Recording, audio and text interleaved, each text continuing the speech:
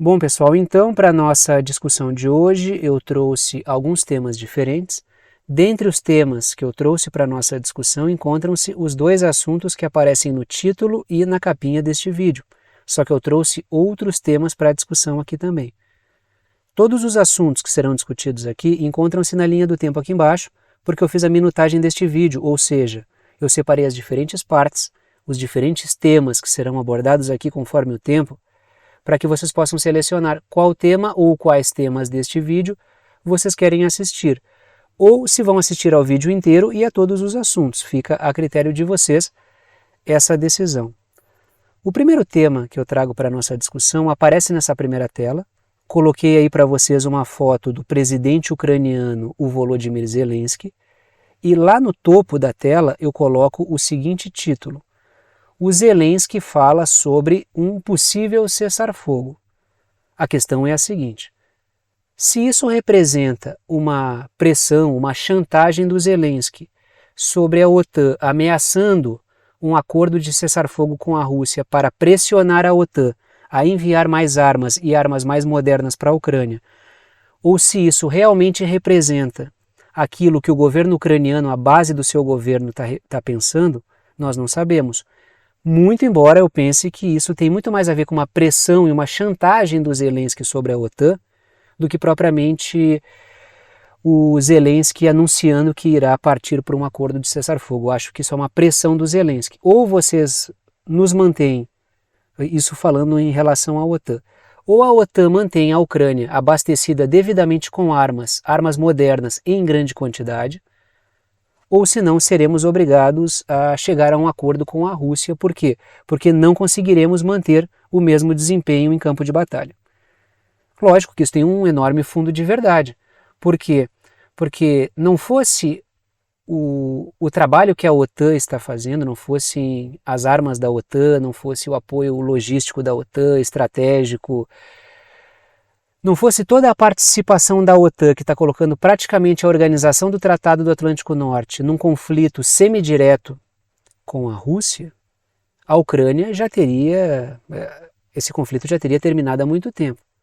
Se a parada fosse guerra da Ucrânia contra a Rússia, o conflito já teria terminado há muito tempo, porque a Ucrânia não teria condições de enfrentar as forças militares russas. O que está acontecendo na Ucrânia, e isso eu repito o tempo inteiro, é um conflito da OTAN contra a Rússia, acontecendo no território ucraniano e utilizando as forças militares ucranianas. Isso justifica o prolongamento desse conflito, que já passa de um ano. Caso contrário, o conflito já teria terminado. O que o Zelensky está colocando agora é justamente este ponto. Ou a OTAN participa mais diretamente, enviando mais armas mais modernas em maior quantidade, ou senão seremos obrigados a chegar num acordo de paz com a Rússia. Ele não colocou a coisa exatamente desse modo. Vamos discutir um pouquinho esse tema aqui. Trago uma matéria da CBS e a matéria é a seguinte, prestem atenção ali. O Zelensky da Ucrânia, presidente da Ucrânia, de olho no Ocidente, adverte sobre os perigos de permitir à Rússia qualquer vitória no campo de batalha. O que o Zelensky está colocando aqui é o seguinte: quanto mais batalhas a Rússia vencer, tanto mais o meu governo ficará abalado e muito mais o moral do povo ucraniano no que tange esse conflito será derrubado. De forma que a paciência do povo ucraniano para aguentar mais um tempo de conflito ou pressionar o governo Zelensky para o término deste conflito depende muito das vitórias que o governo ucraniano consegue apresentar. Logicamente que isso que o Zelensky está falando tem muito a ver com as derrotas sucessivas e enormes que a Ucrânia está sofrendo nas batalhas em Bakhmut, que fica na região do Donbass, e é um assunto que eu tenho discutido várias vezes com vocês aqui. São derrotas tão representativas que a própria mídia corporativa, que mente o tempo inteiro sobre a Ucrânia vencendo, a Rússia vai perder, o Zelensky vai invadir Moscou, levantando teses absurdas desse tipo ao longo de todo o conflito, que nem a mídia corporativa conseguiu esconder, nem os articulistas mais fiéis à OTAN conseguiram esconder a catástrofe que representou essas derrotas ucranianas aí em Bakhmut representaram para o conflito no geral. Trago duas ideias para discussão ali. né? Letrinhas em vermelho e letrinhas em azul. Começo pelas letrinhas em vermelho. O Zelensky afirmou que uma derrota total em Bakhmut pode forçá-lo a negociar com a Rússia. Existe aqui uma grande discordância entre o que o Zelensky pensa, o governo, não o Zelensky em si, mas ele como representante de um certo arranjo. O que o Zelensky pensa sobre Bakhmut, o que o governo ucraniano pensa sobre as batalhas em Bakhmut e o que a OTAN pensa sobre essas batalhas. Existe uma grande discordância aí, porque faz muito tempo que a OTAN vem sugerindo, quase que mandando a Ucrânia abandonar essa insistência em vencer a Rússia em Bakhmut para criar uma contraofensiva em outro lugar, enquanto o governo ucraniano tem dito o seguinte: não, a gente não vai abandonar Bakhmut e enquanto a gente continuar enrolado em Bakhmut sem um apoio mais em maior quantidade, com armas mais modernas por parte da OTAN, a gente não vai conseguir lançar uma contraofensiva. Essa é a grande questão. Todo aquele papo que o Zelensky trouxe a público ao longo de todo o inverno lógico no hemisfério norte, verão aqui para nós no hemisfério sul, toda a conversa que o Zelensky teve sobre uma contraofensiva, possivelmente ataques à Crimeia, isso não está fora da agenda ainda. Pode ser que todo esse trabalho seja uma grande cortina de fumaça e os ataques aconteçam, uma contraofensiva aconteça na Crimeia, e tudo isso seja para que essa cortina de fumaça promova um efeito surpresa. Mas tudo indica até o momento que as derrotas em Bakhmut foram tão esmagadoras que acabaram jogando por terra o projeto ucraniano de uma pesada contraofensiva depois do inverno. É isso que está colocado aí e faz algum tempo já. Segundo ponto que eu coloco aí. Segundo ele, segundo o Zelensky, o desânimo do povo ucraniano com as derrotas gerará uma pressão popular por um acordo com a Rússia. Por quê? Porque quanto mais a Ucrânia vai perdendo e mais essas derrotas se tornam impossíveis de esconder, mais o povo vai perdendo confiança de que o prolongamento do conflito vai levar a uma vitória e começa a haver uma pressão para que o conflito acabe. É isso que o Zelensky está colocando na mesa. Até o momento, desde que o conflito começou, e eu tenho acompanhado esse conflito desde o início, eu não tinha visto ainda o Zelensky colocar a coisa de uma maneira tão aberta na mesa. Eu não sei se porque a OTAN já está pensando em desembarcar do apoio ao seu governo, ou se porque o Zelensky realmente sentiu que o momento está muito complicado. O fato é que essas derrotas em Bakhmut foram muito esmagadoras. E isso gerou, claro, o lado russo também sofreu muitas baixas. Se eu não me engano, teve até uma publicação do grupo Wagner, que é aquele grupo privado de militar russo. O grupo Wagner falou que sofreu muitas baixas também, sofreu um enorme impacto por causa essas batalhas em Bakhmut. Claro, a Ucrânia ela foi completamente achatada nessas batalhas. Mas o grupo Wagner já deixou claro que foram batalhas muito difíceis também, que o grupo Wagner sofreu bastante nessas batalhas aí, que lógico, a Rússia obteve uma vitória bastante sensível, a ponto da mídia corporativa admitir isso.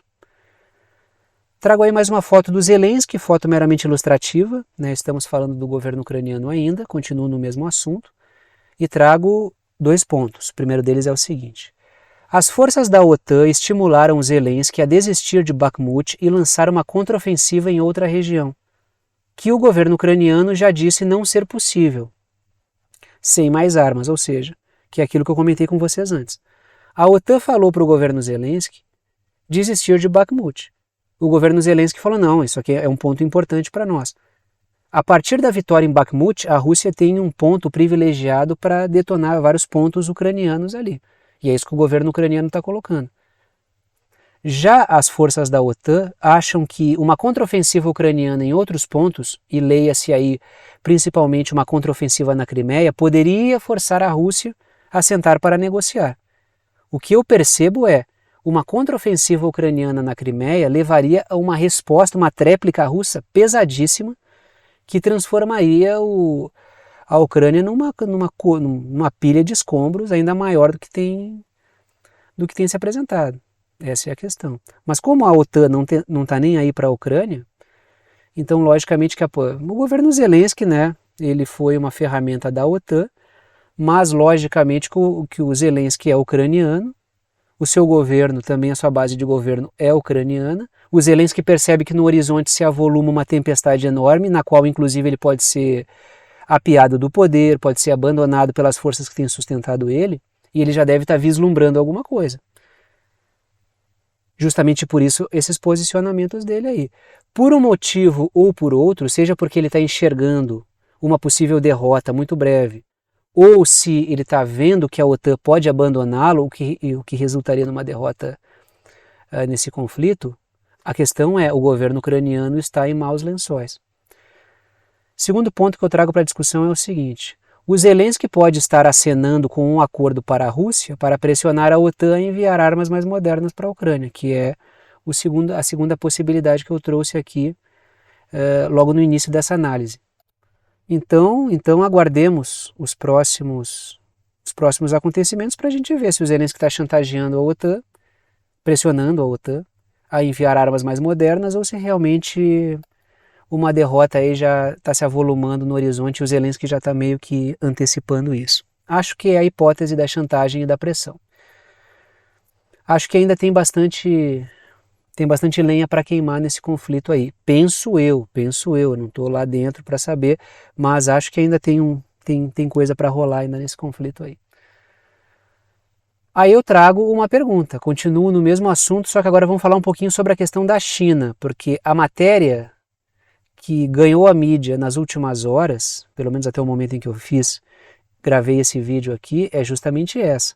Coloco o seguinte título lá em cima na caixinha preta: Zelensky estaria chantageando a OTAN usando a figura do Xi Jinping, porque primeiro o Zelensky fala o seguinte: olha, se não tiver apoio para nós, a gente vai perder as batalhas, e perdendo as batalhas a gente vai ter que sentar para conversar com a Rússia.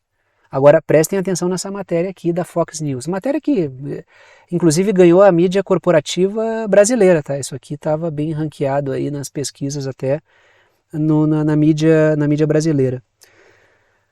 O presidente ucraniano Volodymyr Zelensky convida o homólogo chinês, convida o líder político chinês, o Xi Jinping, para visitar o seu país. A matéria continua. O Zelensky afirma que não esteve em contato com Xi Jinping desde o início da guerra com a Rússia. O que o Zelensky está fazendo aí? Momentos depois, dias depois do Xi Jinping conversar com o Putin sobre um possível cessar-fogo, um acordo de paz, depois que a China apresentou ao mundo os seus 12 pontos para a paz, que não foram rechaçados pela Ucrânia, o próprio Zelensky, o presidente ucraniano, ele convida o Xi Jinping para visitar a Ucrânia. Aí que está a questão. O Zelensky já está buscando colocar um pé em cada canoa para, se for abandonado pela OTAN, conseguir tentar se fortalecer conversando com a Rússia e com a China?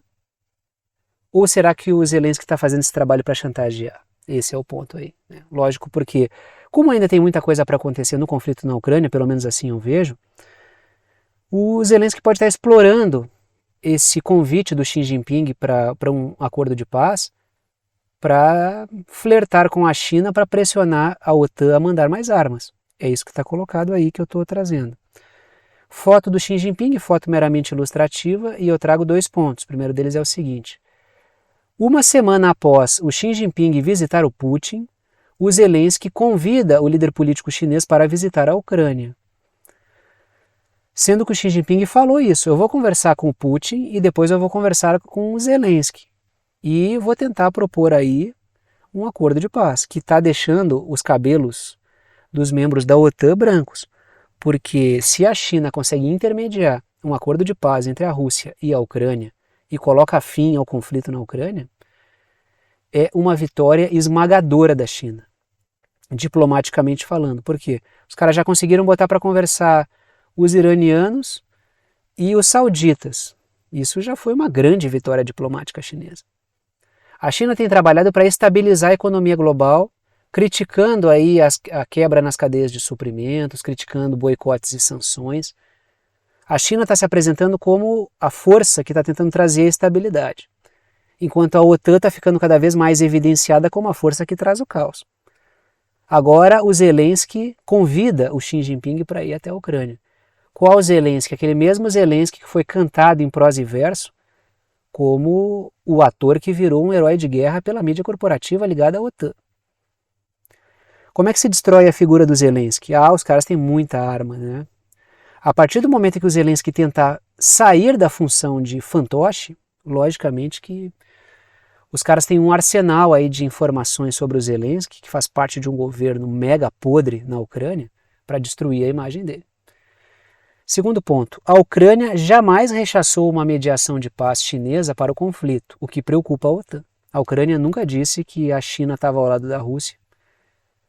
A Ucrânia, figuras do governo ucraniano podem ter dado a entender isso, que a China deveria sancionar a Rússia, que a China deveria não ter acordos com a Rússia, mas ninguém no governo ucraniano no geral, como posição oficial, jamais se negou a conversar com a China, jamais afirmou que estava lutando contra a China e Rússia. Quem defende a tese de China e Rússia contra a Ucrânia é a OTAN, porque a própria Ucrânia nunca defendeu essa tese. Se defendeu foram figuras isoladas em falas que foram pontuais, mas não é do governo ucraniano ter esse posicionamento. Caso contrário, não faria sentido a Ucrânia, o presidente ucraniano, convidar o Xi Jinping para conversar. Aí uma foto do Tribunal de Haia, porque eu quero falar um pouquinho sobre isso agora dentro desse assunto do Xi Jinping com o Zelensky.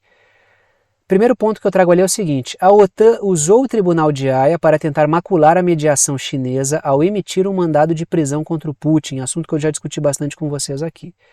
E ao que parece, esse mandado de prisão ao Putin não constrangeu a Ucrânia a seguir dialogando ou pensando na possibilidade da China ser uma mediadora da paz.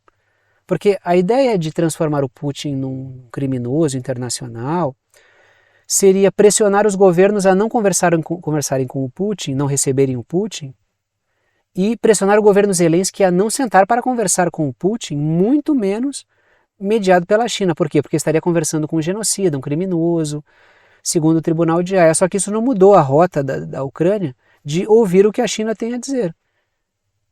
O governo russo também foi questionado sobre o que eles acham da China conversar com o Zelensky.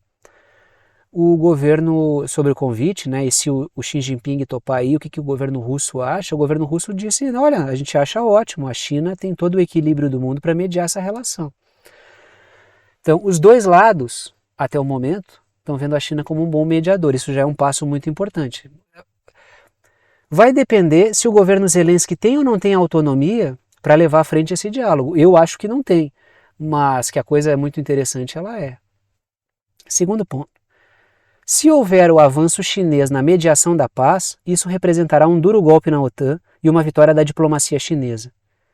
Mais uma pecinha no quebra-cabeça da China como adulto na sala. Mais uma vez, a OTAN propõe o caos, a China aparece com a estabilidade. E esse é o grande problema da OTAN com a China. A China não é só um adversário que busca soberania, e é isso também, que busca soberania e bate de frente com a OTAN. A China está apresentando um modelo econômico global, a China está apresentando um modelo tecnológico global, a China está se apresentando como o promotor da estabilidade do comércio internacional, da geopolítica, um agente diplomático importante. É por isso que a China apresenta um novo modelo e a OTAN se preocupa com isso. Esse é o diferencial da China em relação aos outros países que batem de frente com a OTAN. A China está apresentando um caminho, ela não está fazendo apenas uma contradição em relação a... não é uma contrariedade em relação à OTAN, ela apresenta um caminho alternativo. Inclusive que faz parecer que a OTAN caducou. Olha, o projeto atlanticista ele não oferece mais estabilidade, a gente tem um caminho muito melhor. Continuamos falando do conflito na Ucrânia e vamos falar de barra pesadíssima agora, porque vamos falar da atuação de grupos chechenos que atuam no Oriente Médio ao lado do governo ucraniano contra as forças militares russas, né? Aqui é barra pesadíssima. Esse artigo aqui, cara, que é do Covert Action, da revista Covert Action, né, Covert Action Magazine, é um ótimo artigo. Eu já li outros artigos desse pessoal aqui, não vou dizer que eu concordo integralmente com tudo que está lá, mas tem bons artigos ali investigativos, tem boas retomadas históricas. Esse artigo aqui é muito bom, indico que acessem e leiam, tá? Tem uma boa discussão ali. Não é um artigo muito extenso e é um artigo muito qualificado. Esse artigo aqui coloca o seguinte título lá em cima, caixinha preta. Grupos ativos na Ucrânia desde 2014. Eu vou falar aqui de grupos chechenos que atuam no Oriente Médio, com terrorismo, com todo tipo de crime que vocês possam imaginar, grupos mercenários, que vão atuar na Ucrânia e já oficialmente, né, vão atuar na Ucrânia contra o governo russo, mas que já tem células que atuam na Ucrânia desde 2014, ou seja, desde o advento do Euromaidan, que foram aquelas bagunças políticas promovidas pelas forças transnacionais, Estados Unidos encabeçando isso, para derrubar o governo ucraniano daquele momento e levar ao poder forças na Ucrânia que transformariam a Ucrânia numa arma contra a Rússia, que é justamente o papel que a Ucrânia está cumprindo agora. Olhem o título desse artigo.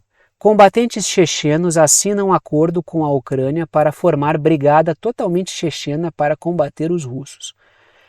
Cara, quando a gente fala da Chechênia, assim, né, seja dos grupos militares ligados ao Kadyrov, que é o líder político checheno, ou desses grupos aí que atuam num jogo sujo da OTAN, são forças, é barra pesadíssima, cara. Quando a gente coloca o checheno, sabe aquela coisa de filme que tu tá assistindo assim, chamem os chechenos, e o cara já fica assim, meu Deus, lá vem os chechenos, porque é barra pesadíssima aí, né? Esse pessoal aí atua nos piores frontes que existem, assim, e eles vão atuar na Ucrânia agora contra o governo, contra as forças militares russas. Tá aí uma das figuras que atuam no Oriente Médio. Esqueci de trazer o nome do cara e eu não vou lembrar mesmo o nome desse cara aí, tá? Me perdoem aí que tava lá. Às vezes eu coloco a foto, aí eu saio para pegar um copo d'água, alguma coisa, já esqueço de botar o nome do cara, tá?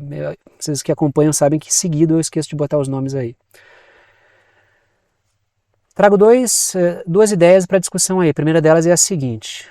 Os chechenos que atuam no ISIS, tá? Eles atuam trabalhando junto com o ISIS e junto da Al-Qaeda na Síria, foram recrutados para lutar contra as forças russas.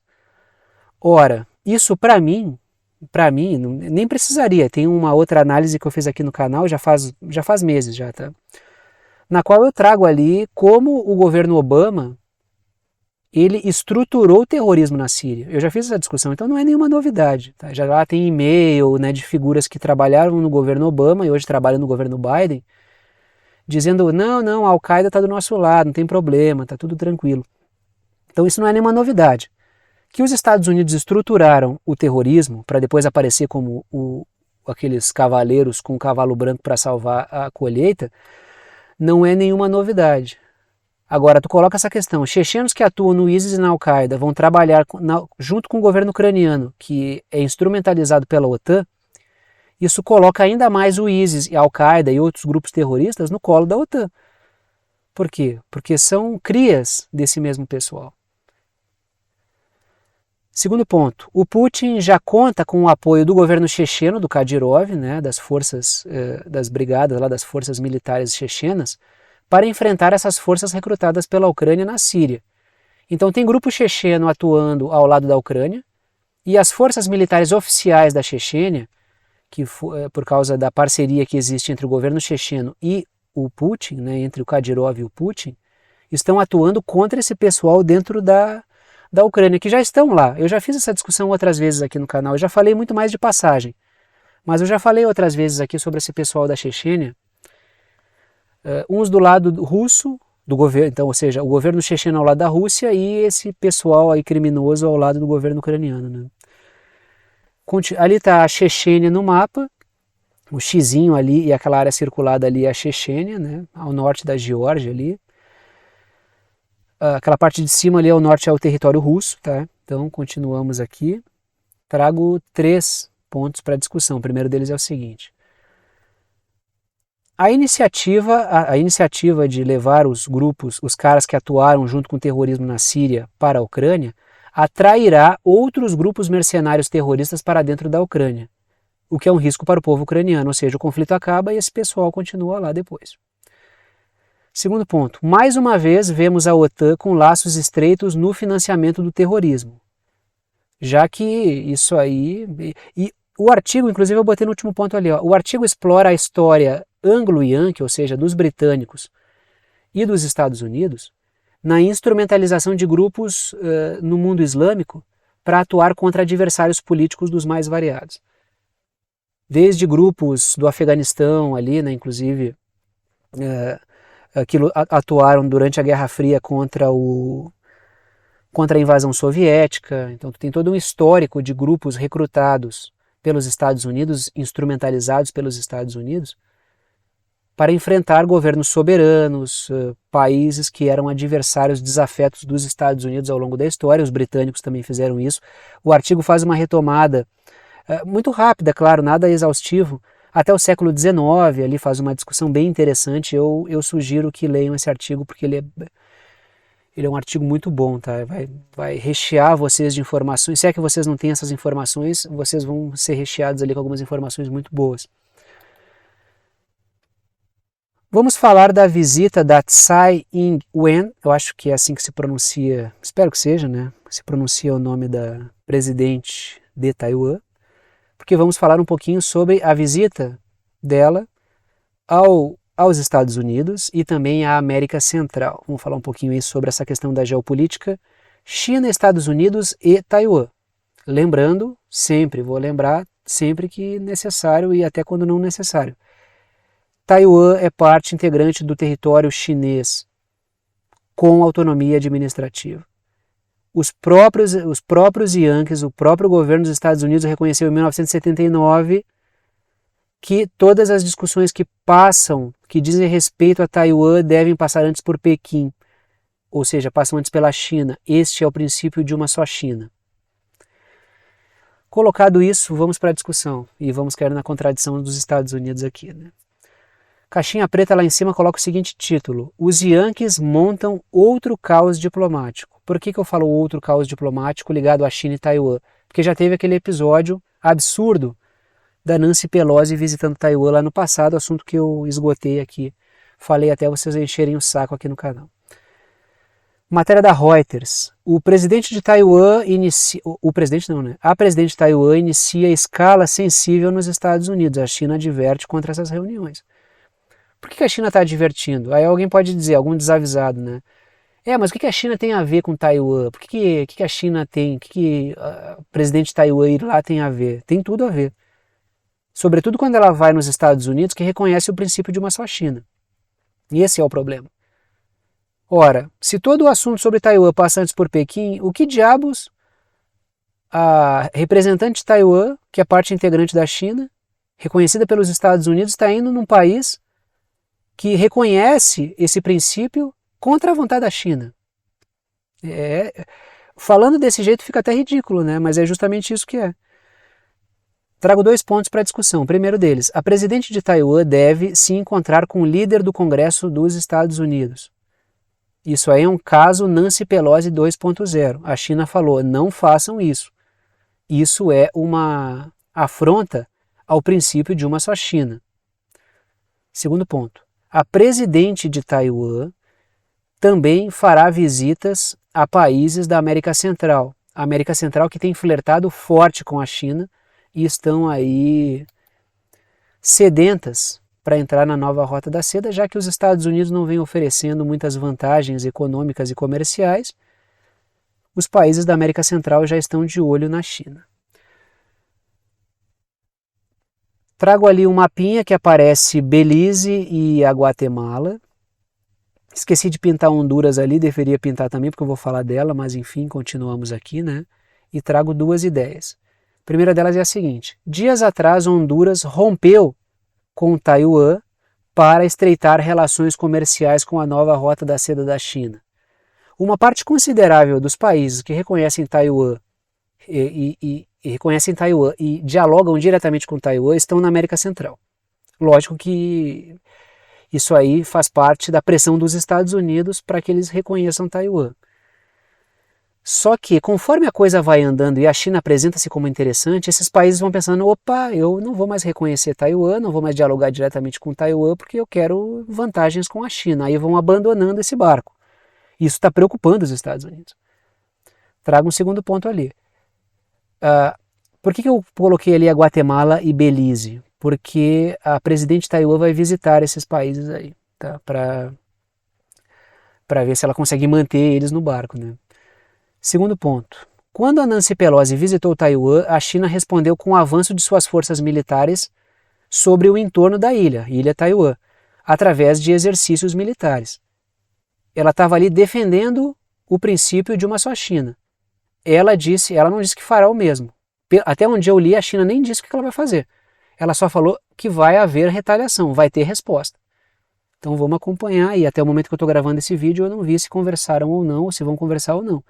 Mas se conversar, vai ter resposta. Aí eu vou poder trazer para vocês que resposta foi essa que a China deu para essa visita, que ela apontou: não promovam a conversa entre a presidente de Taiwan e o líder do Congresso dos Estados Unidos. Porque isso vai ser um caso parecido com o caso da Nancy Pelosi, com a diferença de que a Nancy Pelosi foi a Taiwan.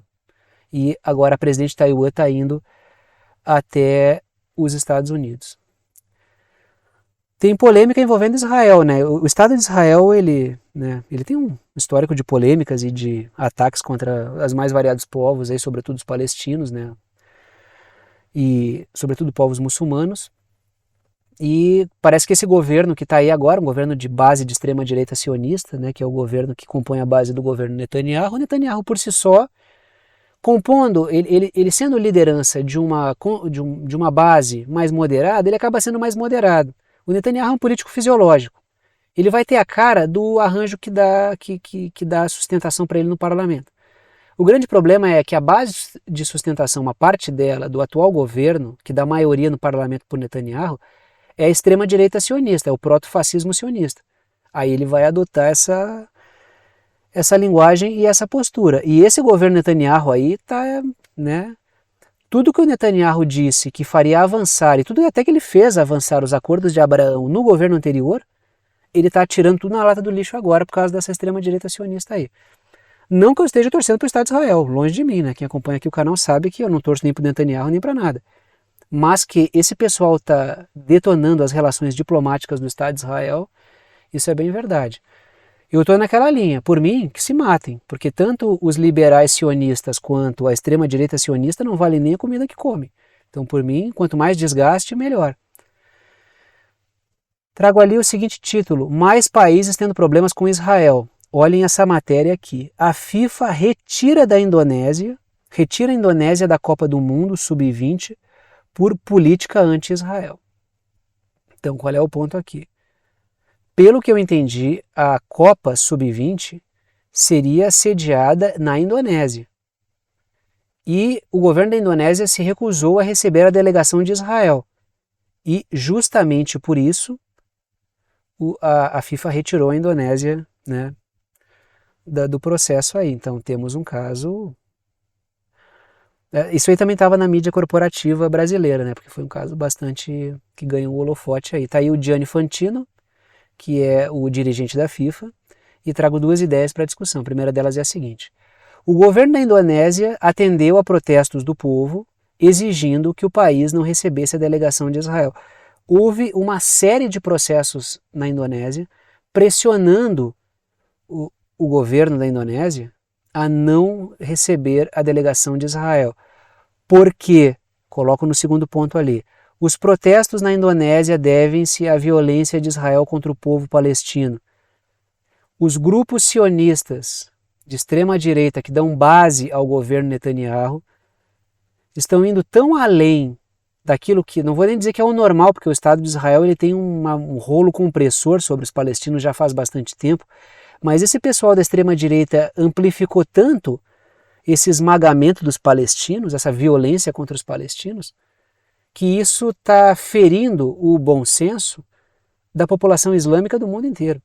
Isso está gerando uma animosidade entre os povos islâmicos do mundo inteiro e o Estado de Israel.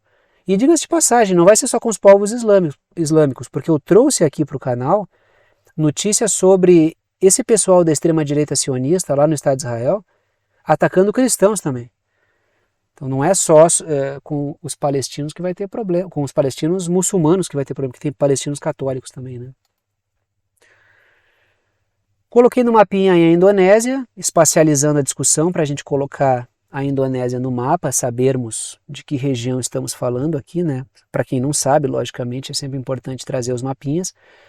e trago 3 pontos para a discussão. O primeiro deles é o seguinte: Israel vinha flertando com a possibilidade de inserir a Indonésia nos acordos de Abraão. E eu discuti isso aqui no canal com vocês, eu trouxe essa notícia para a gente discutir aqui. O que são os acordos de Abraão? Rapidinho, em poucos segundos, só para quem nunca ouviu essa discussão aqui no canal. Eu faço o tempo inteiro ela. Os acordos de de Abraão, e isso eu coloco ali entre parênteses, diz respeito à formação de uma espécie de OTAN islâmica. É Israel indo até os países islâmicos e fechando parcerias com países islâmicos. Num primeiro momento, eu via como uma espécie de coalizão contra o Irã. Mas com o passar do tempo, os acordos de Abraão foram se prolongando em tantos países diferentes, a tentativa de inserir tanto país diferente, que vai do norte da África até a Indonésia, que eu percebi que o alvo não era propriamente o Irã, que o alvo era consolidar nos países islâmicos uma lógica da OTAN através de acordos com Israel, já que os britânicos e os estadunidenses estão tendo muito problema para conseguir inserir a sua discussão nesses países. Até porque os Estados Unidos já ficaram marcados pela sua violência, estímulo ao terrorismo, as suas invasões militares em países islâmicos. Então, a desconfiança já é muito grande. Partem para Israel, né? Só que a coisa está ficando difícil também. Segundo ponto, a Indonésia é o país com a maior população muçulmana no mundo. Isso é importante que se diga. A Indonésia é enorme de uma população aí, né? Terceiro ponto, mais um imbróglio para o Estado de Israel causado pela extrema-direita sionista. Isso quer dizer que eu tenho que apoiar a extrema-direita sionista? Não. Isso quer dizer que eu acho um grande problema o governo Netanyahu ter problemas por causa da extrema-direita sionista? Não. Na verdade, quanto mais os projetos do Estado de Israel forem frustrados e mais queimarem essa extrema-direita sionista bandida, para mim, tanto melhor. Quanto mais colisões entre os liberais sionistas e os sionistas proto-fascistas, para mim, tanto melhor. Na lógica ainda do que se matem, né? Continuamos falando de Israel, porque teve um episódio interessante aí na mídia, que também esteve na mídia corporativa brasileira, mais um assunto internacional que ganhou destaque aí. Atritos entre o Biden e o Benjamin Netanyahu, que é o líder político de Israel. Olhem essa notícia aí. Os Estados Unidos descartam a noção de crise com Israel e dizem que em amizade profunda você pode ser sincero. O governo Biden está pressionando o governo Netanyahu para que ele pare com essa ideia dessa reforma judicial. Aí isso teve uma resposta do governo de Israel. Os Estados Unidos tentaram fazer parecer que foi uma briga de amigos, né? Os amigos se desentendem também. Mas a gente tem uma luta aí aberta, quase uma guerra de facções criminosas, né? Dois grupos que estão lutando por uma certa percepção política e jurídica. Isso é o que está em jogo nessa reforma judicial. Olha, da minha parte, eu não estou torcendo para ninguém. Eu percebo que tem gente aí que, não, mas isso vai ser importante e tal. Eu não tenho nenhuma predileção nem pelos liberais sionistas, nem pelos proto-fascistas sionistas. Eu não tenho nenhuma predileção por ninguém ali. Inclusive, sigo a mesma posição que os palestinos vêm tendo. Isso aí não vai dar vantagem nenhuma para nós. Vamos ficar observando que se enfraqueçam, que se matem, mas a preponderância de um lado ou de outro não nos favorece. A matéria continua. O porta-voz do Conselho de Segurança Nacional, o John Kirby, tenta minimizar a tensão que surgiu esta semana depois que o presidente Joe Biden disse que não convidaria o primeiro-ministro Netanyahu para Washington em breve por causa desse episódio. Aí tem uma foto do Joe Biden e eu trago ali 2 pontos e o primeiro deles é a resposta do Netanyahu. O Netanyahu respondeu que não cederá a pressões do exterior, fazendo menção às falas do Joe Biden. Qual é a questão aqui, né? Então pensar, eu apoio o Netanyahu ou o Biden? Eu não apoiaria nenhum. Por quê? Porque é uma briga de facções que tem uma certa compreensão política e jurídica, mas que nenhuma das duas é caminho para a melhoria das condições do povo palestino em Israel, para a melhoria, inclusive, do avanço de qualquer tentativa de democracia em Israel ou algo do tipo. Trago um segundo ponto aí. Assistimos a uma briga de facções, que eu não coloquei ali, mas criminosas em Israel, sionistas liberais contra sionistas proto-fascistas. Esse é o ponto, né? Acho que os grupos políticos palestinos, numa discussão que eu fiz ontem aqui, eles sintetizaram muito bem o que representa isso aí. Está aí o Netanyahu e o Biden, não, numa foto que não representa muito bem o atual momento, mas claro, o Biden está posicionado ao lado dos sionistas liberais, do projeto sionista liberal, enquanto o Netanyahu tem na sua base, para conseguir maioria no Congresso, no parlamento israelense, a sua base proto-fascista sionista. E esses dois grupos aí que representam setores oligárquicos diferentes estão em atrito. Essa interpretação dos grupos palestinos foi muito boa, realmente, me ajudou bastante nesse ponto, que eu já vinha aqui, né, intuindo bastante coisa, e tanto é que eu me posicionava desse modo. Mas esse posicionamento dos grupos palestinos foi bem importante para mostrar, olha, não dá para torcer para ninguém ali. Trago duas ideias. A primeira delas é a seguinte: além disso, a extrema-direita sionista também está atrapalhando, de maneira não proposital, não é um projeto isso, o projeto dos Acordos de Abraão, que é a OTAN do mundo islâmico. Como ataca os palestinos, em boa medida muçulmanos, incomoda países islâmicos e evita o avanço diplomático dos Acordos de Abraão de Israel com os países islâmicos. Mas não há nisso um projeto, tá? Não pensem assim, que bom que a extrema-direita está fazendo isso de propósito para afastar, para acabar com a possibilidade dos Acordos de Abraão. Não é isso. Com certeza não é isso, tá? Isso se chama contradição.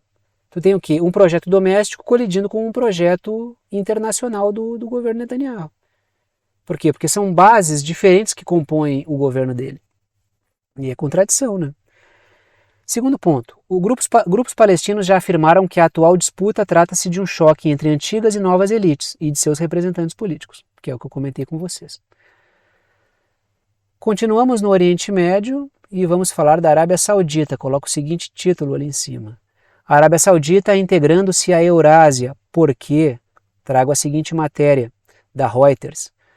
Riad, então estamos falando do governo da Arábia Saudita, Riad se junta à Organização de Cooperação de Xangai à medida que os laços com Pequim crescem. Está aí uma foto do Mohammed bin Salman, que é o príncipe regente da Arábia Saudita, governante aí bastante controverso, mas que dentro das suas controvérsias tem conseguido incomodar muito os interesses da OTAN, porque está aproximando a Arábia Saudita da China, economicamente, está aproximando militarmente da Rússia, o que está incomodando bastante a OTAN também. E trago dois pontos para discussão. Essa organização de cooperação de Xangai, diz respeito a uma parceria econômica e de segurança criada em 2001. Nela estão China, Rússia e outros países eurasiáticos. Já vou trazer um mapinha para vocês aí dos países membros. E a Arábia Saudita está integrando agora. Ela vinha pleiteando isso e agora ela confirma a sua participação nessa organização, o que conecta a Arábia Saudita a questão da nova rota da seda chinesa. E isso preocupa, porque se a gente voltar alguns anos atrás, a Arábia Saudita era unha e carne com o governo dos Estados Unidos. Segundo ponto, China e Arábia Saudita irão implementar a precificação do petróleo em yuan, contornando o dólar. E isso dá problema, né? Dá problema, estou sempre falando aqui. Tentou fazer comércio por fora do dólar, o governante cai, morre, começa a guerrilha dentro do país dele por algum acaso, né? Coincidências, né? E em todos os países, né? Todo mundo que toca nesse tema aí, só que talvez seja tarde demais e a hegemonia da OTAN e dos Estados Unidos não seja mais suficiente para parar os países que querem uma integração eurasiática.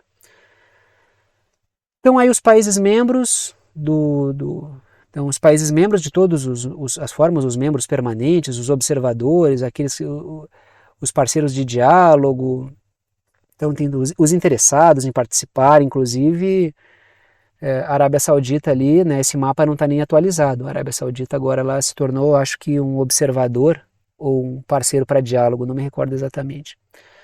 Mas a Arábia Saudita está entrando aí também nessa... Quem quiser pausar o vídeo para olhar com calma, um mapinha, pode fazer aí, né? Uma das vantagens do vídeo estar gravado.